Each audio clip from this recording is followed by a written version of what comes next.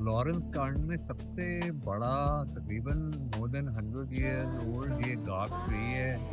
पूरे शहर का नो डाउट सबसे बड़ा डियोस्पाइरोस पेरिग्रीना या मेलाबेरिका, और फुल नए स्प्राउट्स में रेड लीव्स इसके खूबसूरत तरीन। आज के मौसम के अंदर full partial cloudy sunny hide and sea cloud के अंदर हो रही है।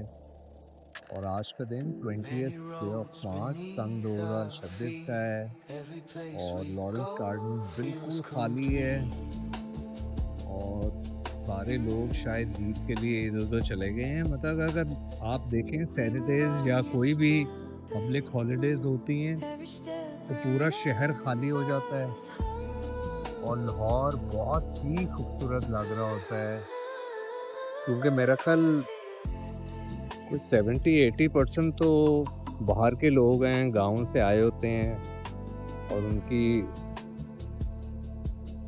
रोजी इधर लगी होती है तो इसलिए इधर है। तो बहुत ही खूबसूरत लीव्स, ऐसा बिल्कुल लग रहा होता है कि आर्टिफिशियल हैं। एक क्लोजअप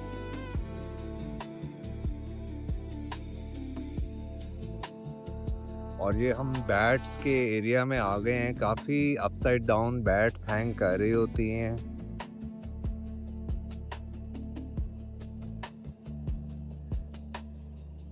फ्रूटीवोरस बेसिकली ये फ्लाइंग इंडियन फ्लाइंग फॉक्सेस कहते हैं जो बैट्स हम आज जाएंगे उसका भी पूरा रिव्यू करते हैं। इससे बड़ा एक इन्फेक्शंस वायरल इन्फेक्शंस फैलती हैं।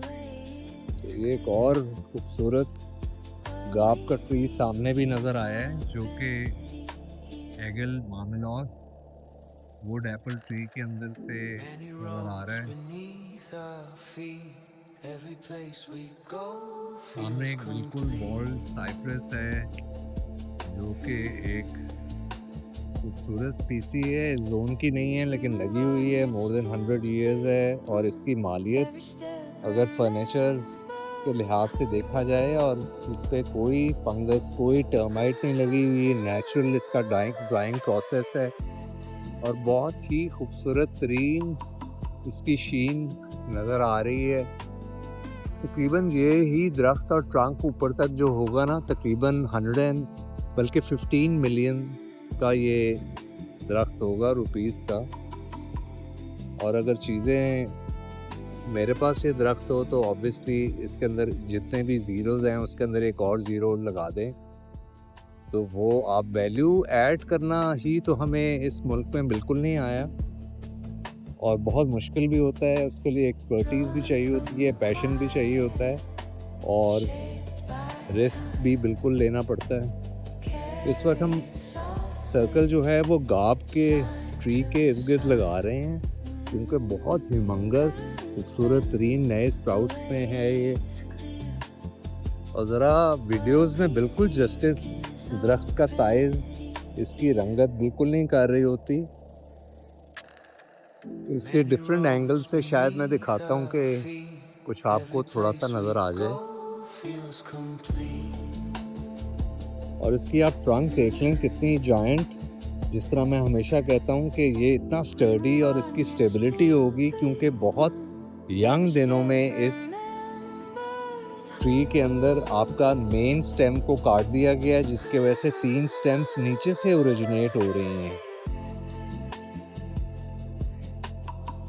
तो डियोस्पाइरोस जिस तरह मैंने पहले भी बताया एबनी के जीनस को कहते हैं और जो जापानी फल होता है उसका नाम डियोस्पाइरोस खाकी है जो कि स्वात एरिया और उससे ऊपर लगता है और बहुत खूबसूरत वो भी नज़ारा होता है देखने वाला जब पर्सिमन के ट्रीज़ तो उसके ऊपर एक फिग लगती है बहुत बड़ी, वो भी एक लगी हुई है, वो भी मैं आपको दिखा देता हूँ।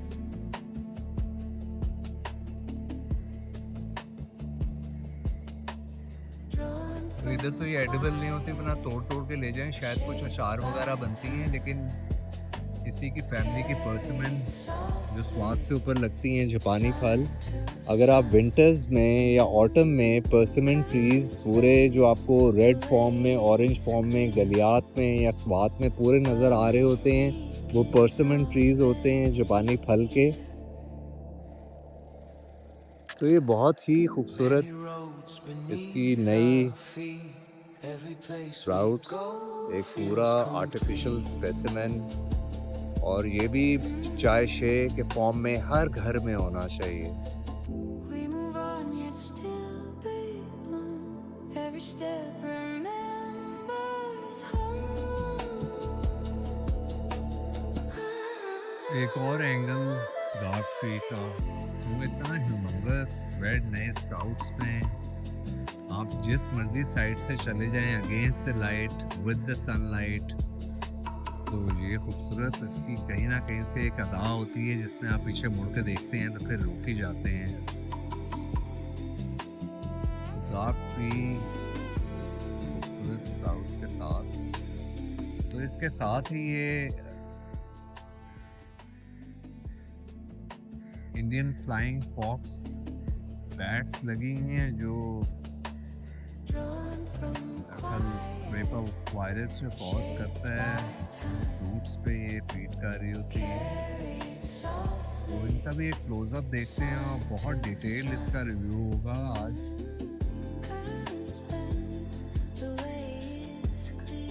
तो इनकी मैंने राउट्स बहुत अरसे से ज़िंदगी में काफ़ी सालों से देखता हूँ कि कब कब ये जागती हैं और कहाँ जाती हैं और फिर कब वापस आती हैं लॉरेंस गार्डन से निकल के, और उनका राउट मैंने पूरा फॉलो किया हुआ है।